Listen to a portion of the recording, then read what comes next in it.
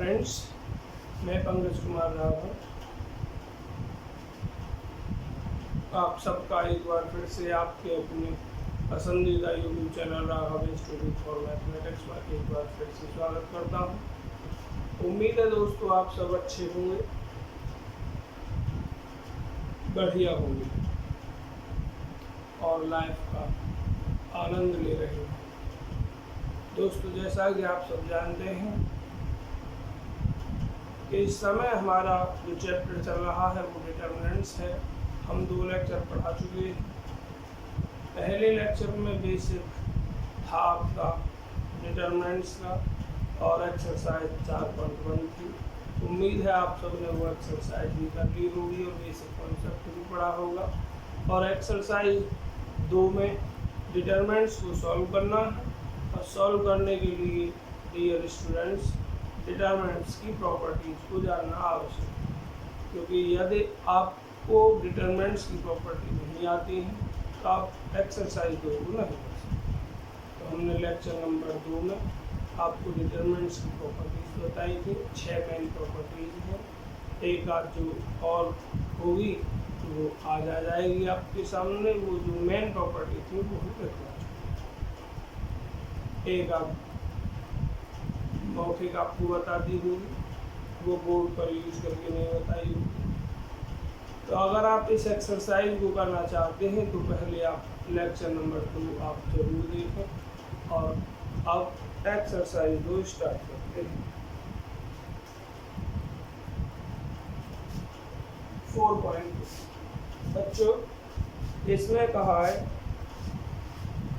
कि डिटर्मिनेंट्स के प्रगुणों का प्रयोग करके और बिना प्रसार किए एक्सरसाइज में 1 से 5 तक के सवालों को प्रूव कीजिए।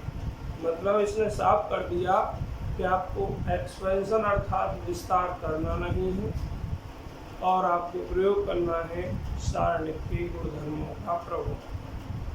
तो बच्चों, पहला क्वेश्चन इसने दिया है,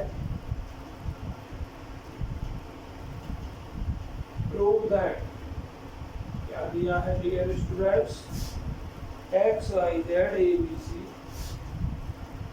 x y z a b c और x plus a y plus b और जेड प्लस सी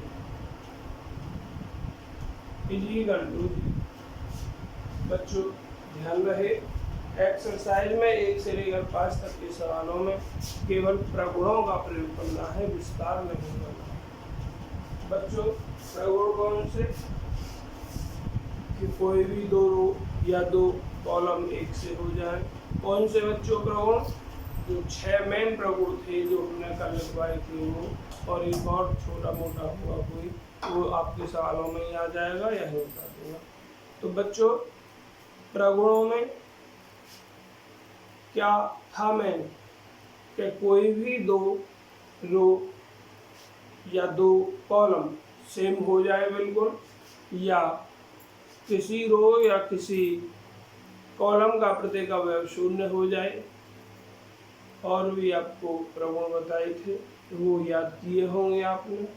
तो देखना, जब प्रगुणों का प्रयोग करते हैं तो सबसे पहले हम ये कोशिश करते हैं कि या तो कोई भी 2 रो या 2 कॉलम अर्थात 2 पंक्ति या 2 स्तंभ बिल्कुल सेम हो जाए, या किसी एक स्तंभ या एक पंक्ति का प्रत्येक अवयव 0 हो जाए। अब होते कैसे हैं बच्चों, ऑपरेशंस का यूज करते हैं। इसका यूज करते हैं ऑपरेशंस। ऑपरेशंस कैसे, क्या है बच्चों, ऑपरेशन ठीक उसी प्रकार से हैं जिस प्रकार से आपने आव्यूह की एक एक्सरसाइज में यूज किए थे। तो देखना जरा, यहाँ कोशिश करते हैं। आपको दिखाई दे रहा है ये ए बी सी है, ये एक्स वाई जेड है। यहाँ जो है आपको कुछ दिखाई दे रहा है, वो क्या दे रहा है, इन दोनों कॉलम का सम है स्तंभों का। तो यदि मैं इसमें से इसे घटाऊं तो ए बी सी कट जाएगा, एक्स वाई जेड हो जाएगा। थर्ड कॉलम में एक्स वाई जेड और फर्स्ट कॉलम में भी एक्स वाई जेड, दो कॉलम अर्थात दो स्तंभ एक से हो गए। जैसे ही दो स्तंभ एक से हो जाए या कोई भी दो पंक्ति एक सी हो जाए, आपका उस सारे का मान 0 हो जाएगा। बच्चों, हम अब इस बैच को केवल यूपी बोर्ड के लिए पढ़ा रहे हैं, ओनली फॉर यूपी बोर्ड, मतलब कहने का केवल हिंदी में। तो बच्चों, सबसे पहले तो आपका काम है कि आप LHS लिखेंगे, x y z ABC, x plus a y plus b z plus c. तो बच्चों, हम क्या कर रहे हैं, इसमें से इसे घटा रहे हैं, या आप इसमें से इसे घटा दो, आपके मर्जी। कोई भी दो रो अर्थात पंक्ति या कोई भी दो स्तंभ सेम हो जाए, या किसी एक पंक्ति या स्तंभ का प्रत्येक अवयव शून्य हो जाए, सबसे पहला हम ये कोशिश करते हैं। तो बच्चों, ये C3, ये C2, ये C1 आप जानते हैं। तो मैं क्या कर रहा हूँ, C3 = C3 माइनस C2। बच्चों, ऑपरेशन इस तरीके से लिखे जाते हैं, जिसमें आप चेंज कर रहे हैं वो लिखेंगे, फिर ये इम्प्लाइज लगाएंगे, फिर उसी के साथ जो यहाँ लिखा है आप यहाँ कुछ लिखेंगे, प्लस में या माइनस। तो जरा ध्यान से देखें,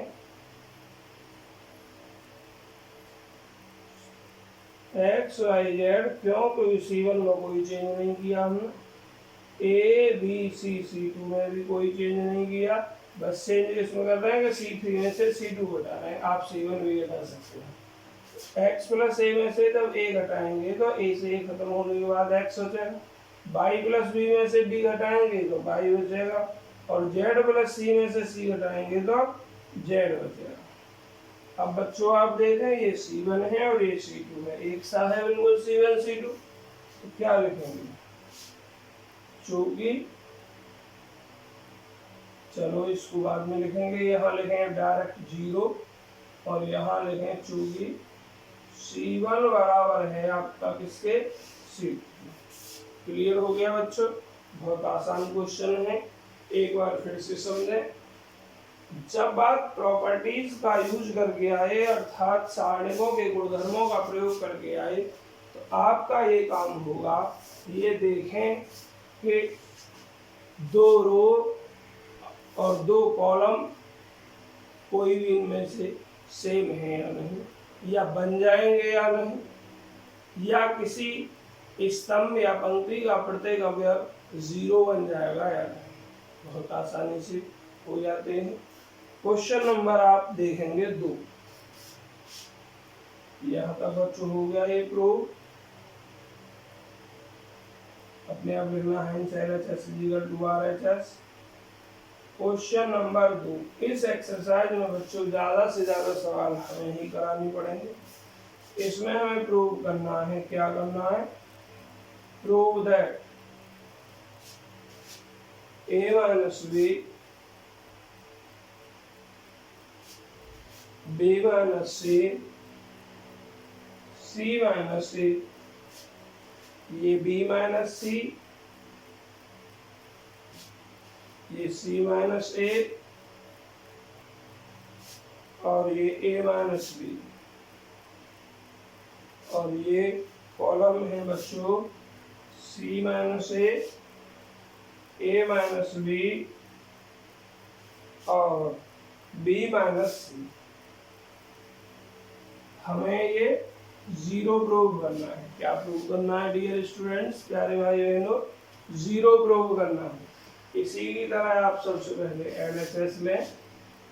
हमने LHS लिया, A minus B, B minus C, C minus B, B minus C, C minus A, A minus B, C minus A, A minus B, B minus C। अब बच्चों जरा देखना क्या हो सकता है इसमें। A यहाँ प्लस का है, इस रो माइनस का है, यहाँ माइनस B तो यहाँ B प्लस का है, C माइनस का तो यहाँ प्लस का। कहने का मतलब अगर कोई अवयव प्लस का है तो वो उसी रो में माइनस का भी है। ऐसे ही कॉलमों में है, ए इस कॉलम में प्लस का है तो यहाँ माइनस का है, बी यहाँ माइनस का तो यहाँ प्लस का है, यहाँ सी माइनस का तो यहाँ प्लस का। इसका मतलब जब सभी अवयव प्लस और माइनस की उपस्थित हैं तो आप आपस में या तो पंक्तियों को जोड़ दें या आपस में आप स्तंभों को जोड़ दें। तो जरा हम क्या करते हैं बच्चों, हम कर रहे हैं C1 = C1 + C2 + C3। बच्चों एक बात क्लियर है, जिस विद्यार्थी ने लेक्चर नंबर 2 अर्थात सारणिक के गुणधर्म वाली वीडियो नहीं देखी उस विद्यार्थी के ये एक्सरसाइज कम ही समझ में आएगी। तो बच्चों क्या कर रहे हैं हम कि हमें C1 में लिखना है और क्या लिखना है, तीनों कॉलम ऐड करके लिखना है। जरा देखना, पहला कॉलम ये, दूसरा ये, तीसरा ये, तो इसके साथ ये ऐड होगा, फिर ये ऐड होगा, ये फिर ये फिर ये। अगर रो जोड़ते हैं तो ऐसे जोड़ते हैं, हम ऐसे जोड़ते हैं या घटाते हैं। अगर हम स्तंभ करते हैं तो ऐसे करते हैं। तो बच्चों A - B plus B - C plus C - A। अब ये जो भी तो लिख जाएगा B - C, C - A। अब बच्चों ऐसे ही ये करना है, B - C plus C - A plus A - B। ये लिख जाएगा C - A और ये A - B। अब ये ऐसे ही C - A, A - B, B - C और ये बच्चों बीच में A - B और ये B - C। आप सबको दिखाई दे रहा है A से A कटा, B से A, B, C से इधर B से ये B, A से A, C से C से A, C, B से B, A से। तो क्या बचा देखो,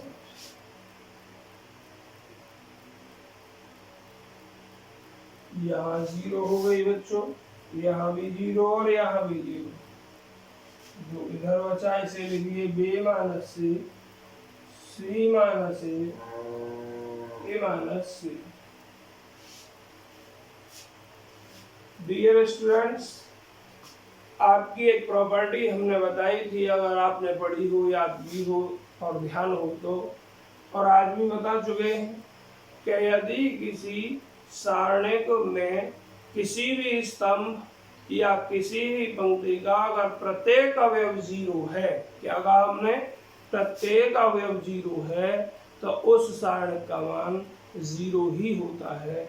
और यहाँ देखिए प्रथम स्तंभ का प्रत्येक अवयव 0 है तो इस सारणिक का मान कितना हो गया, 0। रीजन लिख लेंगे, चूंकि C1 का प्रत्येक अवयव क्या है, 0 है। इस तरीके से आप रीजन लिखेंगे। और बच्चों जो भी ऑपरेशन लगाएंगे वो भी लिखना है आपको इस तरीके से। उम्मीद है आपके समझ में ये दोनों प्रश्न आ गए होंगे। बच्चों हम आपसे एक रिक्वेस्ट करते हैं, बार बार वीडियो को पूरा देखा करें, आपके भी समझ में आएगा, बहुत अच्छा समझ में आएगा। यदि आप थोड़ा बहुत देखेंगे समझ में नहीं आएगा, फिर कहेंगे सर जी पता नहीं कैसा पढ़ा रहे हैं, हमारी समझ में नहीं आया। और अगर आपकी समझ में नहीं आया तो हमारा वीडियो बनाना बेकार है, हम यहाँ मेहनत करते हैं। तो इसलिए आप सबसे रिक्वेस्ट है कि वीडियो को पूरा देखा करें। और यदि हमारी वीडियो आपकी समझ में आती हो तो हमारी वीडियो को शेयर किया करें, लाइक किया करें और हमारे चैनल को सब्सक्राइब करें और अपने दोस्तों से भी कराएं ताकि वो भी पढ़ सकें। बच्चों ने अभी 2 प्रश्न कराए हैं, प्रश्न संख्या 23, ये 5वां प्रश्न हम ही करेंगे। देखिए क्या है इस प्रश्न संख्या 3 में, प्रूव करना है हमें। सिद्ध कीजिए कि 2, 3, 5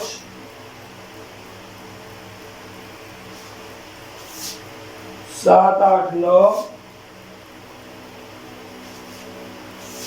65 75 86 65 75 86 मॉड इक्वल टू 0। बच्चों जरा ध्यान से देखना, सबसे पहले आप LHS लिखें 2 3 5 7 8 9 65 75 86।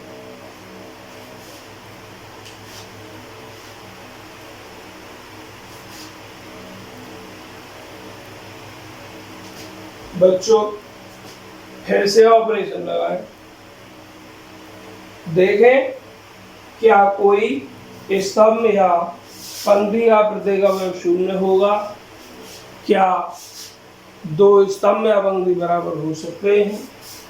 देखिए सबसे बड़ा जो अवयव है वो इस कॉलम में है, ये क्या है 65। इसमें से घटाइए, पहले इसको घटा कर देखिए, 65 में से 2 घटाएंगे 63 आएगा, 75 में से 3 घटाएंगे 72 आएगा, 86 में से 5 घटाएंगे 81। क्लियर। यहाँ 7 दिखाई दे रहा है, 8 दिखाई दे रहा है, 9 दिखाई दे रहा है, और यहाँ क्या बच्चों 65 75 86। अगर मैं इसमें 1/9 से गुणा करूं तो ये कितना हो जाएगा 9 7 43। इसमें करूं कि क्या हो जाएगा 9 73, और इसमें करूं क्या हो जाएगा 9 9 7 8 9 7 8 9। क्लियर समझ में आया। 2 स्तंभ से हो जाए। एक तो ऑप्शन ये है मेरे पास, एक दूसरा ऑप्शन क्या है मेरे पास, जब इसमें भाग कर रहा हूँ तो इसमें गुणा करके काम चल जाएगा 9 से, क्योंकि 9 7 63, यहाँ भी 63 हो जाए, 9 8 72, यहाँ भी 72 है, 9 9 81, यहाँ भी 81। तो कोई भी 2 स्तंभ या 2 पंक्ति सेम हो जाए हमारा काम हो जाएगा, और हो रहेगी। तो क्या करना है बच्चों, यहाँ C3 चेंज कर रहे हैं C3, और क्या करके लिखा था हमने C3 में से घटाया क्या था C2। एक बार में एक ही स्टेप यूज करना है, जब तक आप बहुत अच्छी तरीके से समझ न जाए। फर्स्ट और सेकंड स्तंभ में आपने कुछ नहीं किया, जो भी तो उतार दिए, घटा कर लिखे आप 63, ये आपका 72, इसमें से इसे घटाएंगे तो 81। दूसरा काम कर दें, ये C2 है, और C2 में 9 से गुणा करने के बाद ये स्तंभ बन रहा है, तो लिखें C2 = C2 गुणा 9। C1 में कोई चेंज नहीं 2 3 5, C3 में भी कोई चेंज नहीं 63 72 81, और बच्चों इसमें गुणा करके लिख दोगे 9 से, 9 7 63, 9 8 72, और 9 9 81। दिखाई दिया आपको, 2 कॉलम बिल्कुल एक से हैं, इसलिए इसका मान 0 यहाँ लिख देंगे बच्चों, चूंकि C2 बराबर है C3। हेंस प्रूफ इंप्लाई कर गया LHS बराबर RHS, और यहाँ लिख देंगे आप हेंस प्रूफ। क्वेश्चन नंबर 3 आपकी समझ में आ गया। क्वेश्चन नंबर 4 देखेंगे। देखिए बच्चों, क्वेश्चन नंबर 4 में यही बताई दे रहा हूं, डायरेक्ट लिख दे रहा हूं बच्चों, दोबारा लिखना पड़ता है। RHS आपको मौके बता दूंगा, अपनी बुक में देख लेना। प्रथम कॉलम में लिखा हुआ है 1 1 1 1 1 1। द्वितीय कॉलम में, द्वितीय स्तंभ में लिखा हुआ है DC CA AB,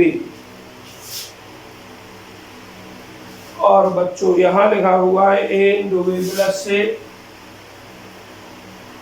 तीसरे स्तंभ में B × C + A, और मेरे प्यारे विद्यार्थियों C × A + B।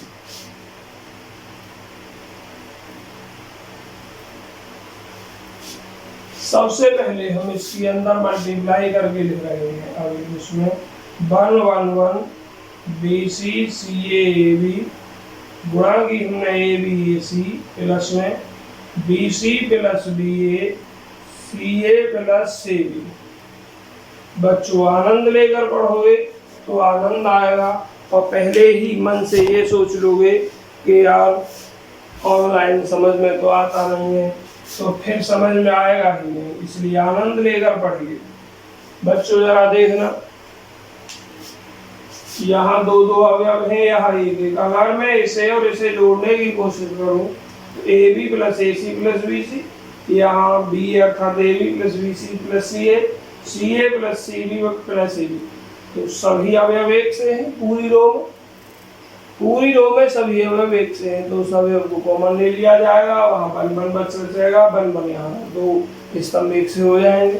तो लिखते हैं ये C3 है, ये C2 है, C3 equal to C3 plus C2। जरा देखते हैं क्या हुआ। 1 1 1 BC CA AB, इन्हें ऐड करके लिखा AB plus AC plus BC, BC plus BA plus CA और CA plus CB plus AB। बच्चों जरा बहुत ध्यान से देखना, क्या ये पूरा स्तंभ में सभी अवयव एक से नहीं? यहाँ ए बी तो यहाँ भी ए बी, ए सी तो ये रहा सी ए, बी सी तो ये रहा बी सी, और इसमें देखो ए बी ये रहा, बी सी रहा, सी बी ये रहा, सी बी ये रहा। कॉलम में से कॉमन ले लिया बच्चों ने, ध्यान रखना। अगर आव्यूह में से कॉमन लिया जाता है तो आव्यूह के प्रत्येक अवयव में से लिया जाता है, गुणा की जाती है तो आव्यूह के प्रत्येक अवयव में की जाती है। लेकिन सारणिक में अगर गुणा भी की जाएगी तो एक स्तंभ या एक पंक्ति में ही की जाएगी। कॉमन भी लिया जाएगा तो किसी एक स्तंभ या एक पंक्ति में से ही लिया जाएगा एक बार में। तो यहाँ से हम कॉमन ले रहे हैं ए बी, क्या कॉमन ले रहे हैं बच्चों? A b plus a c plus b c, ये कॉमन ले लिया हमने। यहाँ 1 1 1 ये बी सी सी ए, देखना बच्चों यहाँ मैंने कुछ मिस्टेक कर दी, ये सी ए यहाँ ए बी है, तो यहाँ भी फिर सी ए प्लस सी बी प्लस ए बी, यहाँ सही लिखा गया, और यहाँ भी 1 रह जाएगा, यहाँ भी 1 और यहाँ भी 1। बच्चों अब क्या देख रहे हैं आप? अब देख रहे हैं कि इस स्तंभ में दो, मतलब इस सारणिक में दो स्तंभ एक से हैं, और जैसे ही किसी सारणिक में दो स्तंभ एक से हो गए उस सारणिक का मान क्या हो जाएगा? 0 हो जाएगा। रीजन आप स्वयं लिख लेना, मैं डायरेक्ट लिख दे रहा हूँ आंसर। इतने इंटू 0 बराबर 0, चूंकि C1 बराबर C3, मेरे पास थोड़ी जगह कम है। बच्चों उम्मीद है सभी विद्यार्थियों की समझ में आ चुका होगा। एक बार फिर से समझेंगे। हमें ये दे रखा है, प्रूव हमें 0 करना है, तो सबसे पहले हम इसके अंदर मल्टीप्लाई कर रहे हैं। मल्टीप्लाई करके हमने इस तीसरे स्तंभ में दूसरा स्तंभ ऐड कर दिया है। ऐसा करने के बाद प्यारे विद्यार्थियों, इस पूरे स्तंभ में सभी अवयव एक से है, इसलिए ये अवयव हमने कॉमन ले लिया है, तो यहाँ भी 1 1 बचा। अब ये स्तंभ और ये स्तंभ एक सा है, इसलिए इसका मान 0 है। क्वेश्चन नंबर 4 हो गया।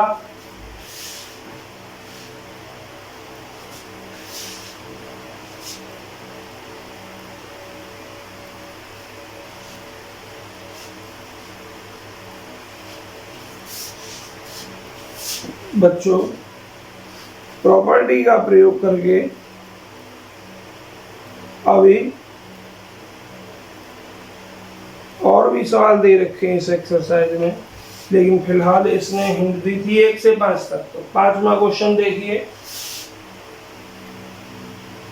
क्वेश्चन नंबर 5 क्या है डियर स्टूडेंट्स? क्वेश्चन नंबर 5 में बी प्लस सी सी प्लस ए प्रूव करना है।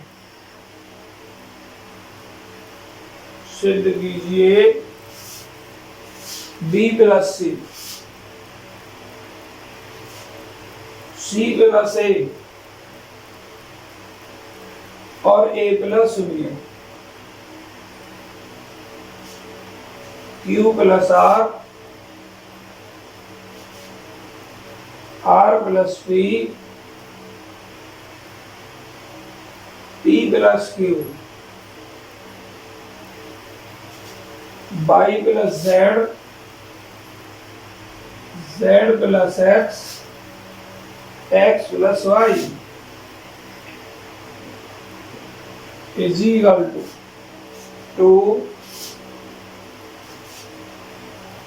ABC,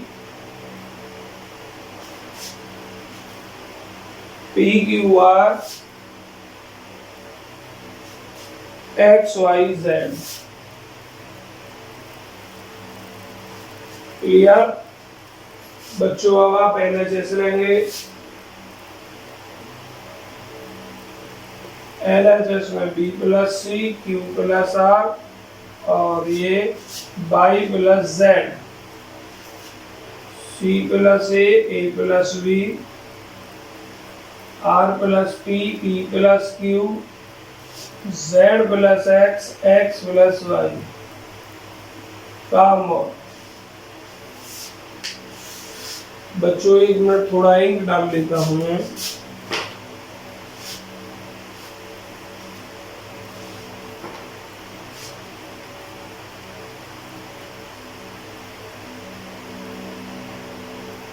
देखिए यहाँ प्रत्येक स्तंभ या प्रत्येक पंक्ति दो दो अवयवों के योग के रूप में, इसके रूप में दो दो अवयवों के योग के रूप में। एक सारणिक का गुणधर्म था, प्रगुण था लास्ट शायद कि यदि उसमें स्तंभ में किसी भी में या किसी पंक्ति में दो दो अवयवों का योग का रूप लिखा हुआ है तो हम उस सारणिक को दो सारणिकों के योग के रूप में व्यक्त कर देते हैं। पहली सारणिक में पहला पहला अवयव, दूसरे में दूसरा दूसरा अवयव अगर योग के रूप में लिखे हुए हैं तो शेष स्तंभ या पंक्ति वो स्वयं सेम रखते हैं। तो बच्चों यहाँ तो सभी योग के रूप में तो सभी को लिख लो। पहला पहला अवयव स्तंभ का पहले उसमें और दूसरा दूसरा अवयव दूसरे सारणिक में। देखते हैं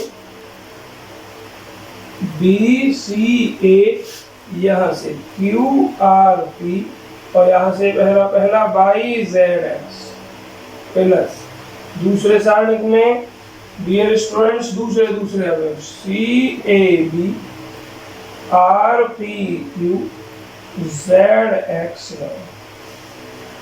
अब जरा देखें आपको ये सिद्ध करना है दो, इसका मतलब यहाँ दोनों सारणिक एक से लाने हैं और इतने बराबर लाने हैं तो जब जोड़ेंगे तो दो से गुणा तो भी नहीं। हमें यहाँ क्या लाना है ए बी सी, फिर पी क्यू आर, फिर एक्स वाई जेड। तो बच्चों ध्यान से देखें ए पी एक्स हमारा क्या है थर्ड पंक्ति और इसमें क्या है प्रथम पंक्ति। आपस में ये चेंज करनी है, हमें इंटरचेंज करना है पहले। तो बच्चों यहाँ प्रथम सारणिक में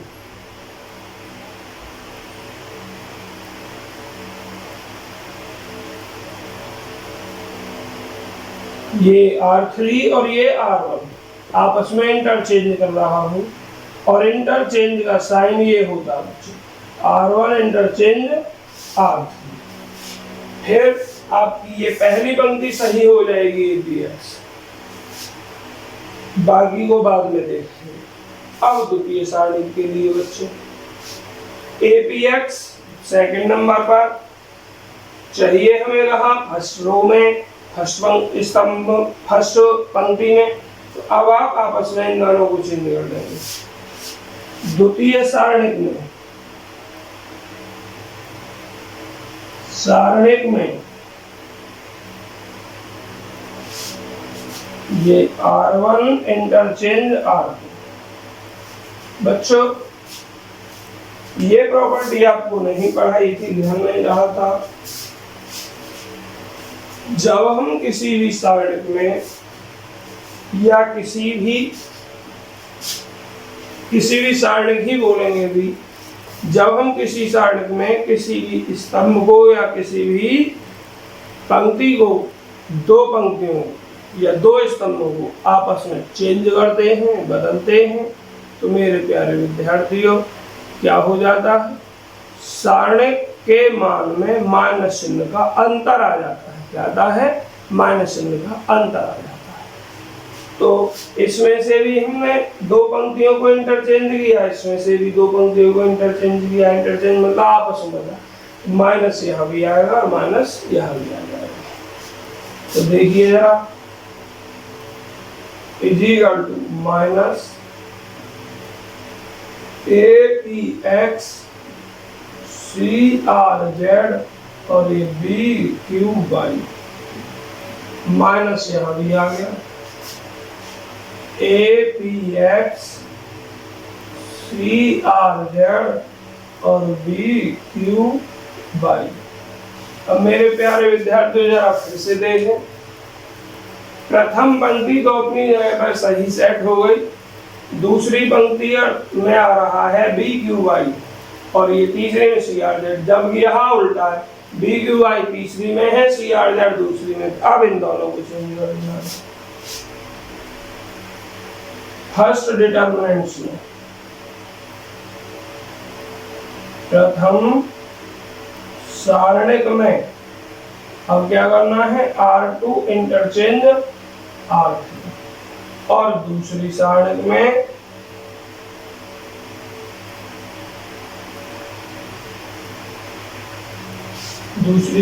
में आपको क्या करना है बच्चों, देखिए APX पहली रो तो सेट हो गई सही, ये सेट नहीं हुई BQY CRZ, यहाँ BQY किसमें, थर्ड में, और CRZ किसमें, सेकंड में।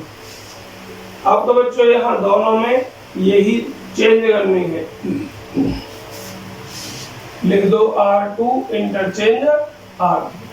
तो बच्चों यहाँ माइनस की फिर से गुणा होगी, यहाँ भी माइनस की फिर से गुणा होगी। तो ये माइनस पहले से है तो माइनस माइनस क्या हो जाएगा, प्लस का हो जाएगा। तो बच्चों ये भी प्लस में हो गया और क्या हुआ, पहला सेम जगह की दो, देखो BQY CRZ प्लस का हो गया, ये भी प्लस का हो गया। एक बार चेंज करेंगे माइनस, दोबारा चेंज कर देंगे प्लस हो जाएगा।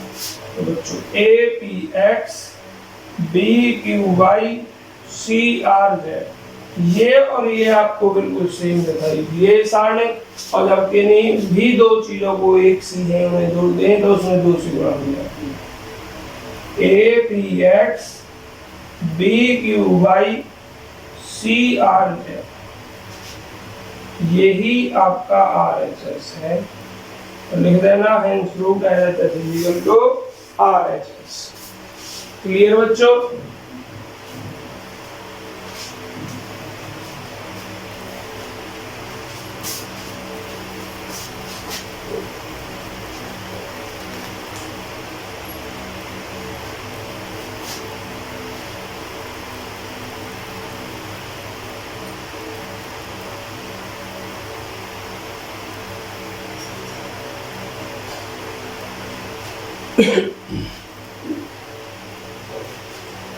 बच्चों एक्सरसाइज 1 में आज आपको इतना ही बताएंगे, 5 क्वेश्चंस ही बताएंगे, बाकी नेक्स्ट वीडियो में डालेंगे।